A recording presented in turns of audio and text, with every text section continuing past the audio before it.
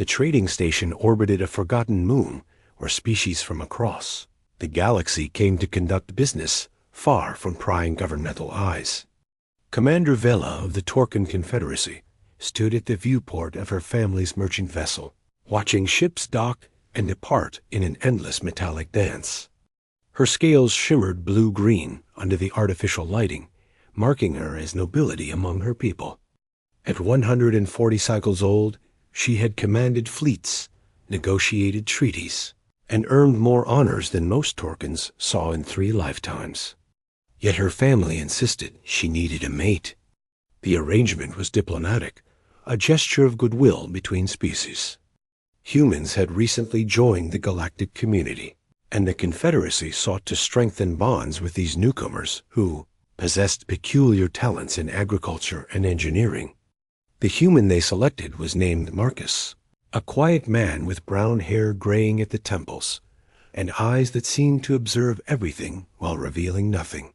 He worked as a botanical consultant, traveling between stations to help establish hydroponic systems. Their wedding was a simple affair, attended by merchants and diplomats who saw political advantage in the union. Marcus spoke his vows in a steady voice, his command of the Torcan language adequate if unrefined. Vela expected little from the marriage beyond formality and perhaps companionship during long trade routes. Humans were known as peaceful, diplomatic, useful for their agriculture and medicine, but unremarkable in the greater scheme of galactic power. Marcus moved into her quarters aboard the merchant vessel with a single trunk of belongings. He set up a small growing station in one corner where he cultivated earth plants with names Vela struggled to pronounce: basil, rosemary, tomatoes. He would tend them each morning before beginning his consulting work, his hands moving with practiced precision through soil and stem. He rarely spoke unless addressed directly. During meals, while Vela discussed trade routes and political maneuvering with her crew, Marcus would listen with that same observant silence. When he did offer opinions, they were brief and practical, usually regarding ship systems or the health of the crew. The other Torcans found him pleasant but unremarkable, exactly what they expected from a human. Vela grew accustomed to his presence over the months. He kept their quarters clean, prepared strange but palatable meals from his earth plants, and never complained about the long hours she spent managing the vessel. At night, he would read from data tablets, texts in various languages she didn't recognize. When she asked about his reading, he simply said he liked to study history. The merchant route took them through the outer reaches, where pirates and raiders operated beyond Confederate patrols. Vela's vessel was well armed for a trader, equipped with defensive shields and plasma cannons that had discouraged attacks in the past. Her crew numbered 30, all experienced Torcans who had served with her for decades. The attack came without warning near a debris field that should have been empty. 6 raider vessels emerged from behind the wreckage of an ancient colony ship, their weapons already charging. Vela recognized the markings as belonging to the Krell Syndicate, a ruthless organization that took cargo, ships, and crew as slaves to sell in the black markets beyond Confederate space. Her crew responded with trained efficiency, raising shields and returning fire while she maneuvered the vessel toward open space, where they might outrun the smaller raider craft. Plasma bolts hammered against their shields, each impact draining precious energy reserves. One of the raiders broke formation, attempting to grapple onto their hull with boarding clamps. The clamps connected with a metallic shriek. Vela activated internal defenses, sealing bulkheads and deploying automated gun turrets in the corridors, but she knew their limitations. The Krell would cut through the outer hull within minutes, and her crew was trained for trading, not close-quarters combat against professional raiders. Marcus appeared at her side on the command deck. He had removed his usual simple clothing, and now wore something she had never seen before, a dark uniform with strange insignia on the shoulders. At his hip hung a sword in a plain scabbard, its design utterly archaic in an age of plasma weapons and energy shields. "Permission to handle the boarding party," he said, his voice carrying a tone she had never heard before, cold and precise. Vila stared at him. "You're a botanist." "I was other things before," Marcus replied. He drew the sword, and Vela's combat instincts, honed through a century of military service, suddenly screamed danger. The blade was simple steel, no energy field, no technological enhancement, just metal shaped for a single purpose. Yet the way Marcus held it, the subtle shift in his stance, spoke of expertise that made her scales prickle with recognition. She had seen master warriors before. She was looking at one now. "Do what you must," she said. Marcus moved through the ship like water flowing downhill, inevitable and silent. The first group of Krell raiders cut through the outer hall, expecting to face panicked merchants.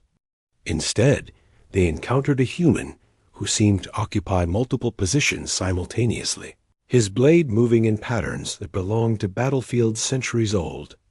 The Krell were warriors themselves, each standing over 7 feet tall with 4 arms designed for wielding multiple weapons. They carried plasma rifles and shock batons, modern tools of violence. They died anyway, cut down by a weapon their sensors barely registered as a threat until it had already opened their throats or severed the nerve clusters in their spines. Marcus worked in absolute silence. No battle cries, no wasted movement, just efficient killing reduced to its purest form. He flowed around plasma bolts, the shots missing by margins so thin they singed his uniform. His blade found gaps in armor with the precision of someone who understood anatomy on an instinctive level. Each strike was lethal, immediate, leaving no wounded enemy to raise an alarm or regroup. The second boarding party found their companions dead in the corridor and responded with overwhelming firepower, filling the passage with enough plasma to melt bulkheads. When the light faded, Marcus was gone, having used the moment of blindness to advance into their formation. The Krell were well-trained, professional killers who had raided hundreds of ships. It didn't matter. The human moved through them like a surgeon, his blade finding hearts in major vessels with mechanical consistency. By the time the third boarding party cut through the hull, the Krell commander was monitoring the assault through helmet feeds. He watched his warriors enter the ship and die with such speed that several never managed to report contact. The commander, a veteran of 50 successful raids, made a decision born from pure survival instinct. He ordered retreat. The raider vessels disengaged, leaving behind dead crew and boarding equipment in their haste to achieve distance from the merchant vessel. Vela's tactical display showed them jumping to hyperspace without even attempting to recover their forces, something she had never witnessed in decades of encounters with pirates. Marcus returned to the command deck, his sword clean, his uniform unmarked except for slight plasma burns. He said nothing, simply took his usual position beside Vila's command chair and waited. It took 3 hours to secure the ship and assess the damage. 27 Krell raiders dead in the corridors, killed with such efficiency that her crew stood silent in the aftermath, their understanding of humans fundamentally altered. Vila reviewed the security footage herself, watching Marcus move with a skill that spoke of training so extensive it became instinct. That evening, she found him in their quarters, tending his plants as if nothing had happened. The sword hung on the wall now, displayed openly for the first time. "What were you before you became a botanist?" she asked. Marcus considered his tomatoes before answering. "Humans have a long history of warfare. We refined it over thousands of years before we reached the stars. Most species developed technology and joined the galactic community relatively peacefully. We climbed up on a mountain of our own dead, learning lessons written in blood across every continent of our world." He turned to face her. "I served in the Colonial Defense Forces during the Expansion Wars, 20 years of fighting against other humans over territory and resources. When peace came, many of us struggled to find purpose. I discovered I had a talent for growing things, so I became a botanist. It seemed appropriate, helping things live instead of making them die. You never mentioned military service, Vela said. You never asked, and it seemed irrelevant. I came here to tend plants and be a husband, not to be a soldier. The galaxy needs to know, Vela said slowly, what humans are truly capable of. Marcus shook his head. The galaxy knows enough to fear us already. Humans are adaptable, resilient, and we multiply quickly. Add visible military prowess to that list, and suddenly we're not diplomatic partners, we're potential threats. Better to be useful gardeners and engineers than feared conquerors.